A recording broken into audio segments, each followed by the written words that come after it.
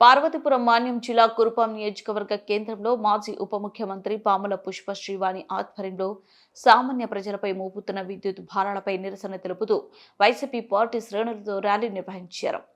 ఈ మేరకు స్థానిక పెట్రోల్ బంక్ నుండి ఎలక్ట్రికల్ సబ్ స్టేషన్ వరకు ర్యాలీ చేపట్టారు. ఈ సందర్భంగా ఆమె మాట్లాడుతూ కూటమి ప్రభుత్వం అధికారంలోకి వచ్చి 6 నెలలైనా ఇచ్చిన హామీలను నెరవేర్చలేకపోతున్నారన్నారు. ఎన్నికల ముందు సూపర్ 6 లో భాగంగా ఇచ్చిన హామీలను నెరవేర్చకపోగా సామాన్య ప్రజలపై అదనపు విద్యుత్ భారాన్ని మోపడం సమంజసం కాదన్నారు. ఈ కార్యక్రమంలో అరకు పార్లమెంట్ వైఎస్ఆర్సీపీ అధ్యక్షులు పరీక్షిత్ రాజ్ మరియు పార్టీ నాయకులు కార్యకర్తలు పాల్గొన్నారు. అందరికీ నమస్కారం. ఈరోజు కూటమి ప్రభుత్వంలో ఈ కూటమి ప్రభుత్వం ఆంధ్ర రాష్ట్రంలో ఉన్నటువంటి ప్రజలకి కరెంటు షాక్ ఇచ్చింది.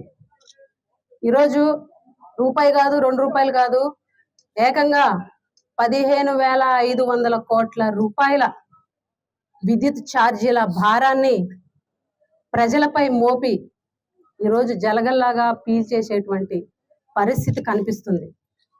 ఈరోజు రాష్ట్ర వ్యాప్తంగా వైఎస్ఆర్ కాంగ్రెస్ పార్టీ ప్రజల పక్షాన నిలబడి ప్రజల తరపున పోరాటం చేస్తూ ప్రభుత్వం వెంటనే ప్రజలపై మోపినటువంటి ఈ భారాన్ని వెనక్కి తీసుకోవాలని డిమాండ్ చేస్తూ ఈరోజు ప్రజల తరపున పోరాటం చేస్తున్నాం అని చెప్పి మీ ద్వారా ప్రతి ఒక్కరికి కూడా తెలియజేస్తున్నాం.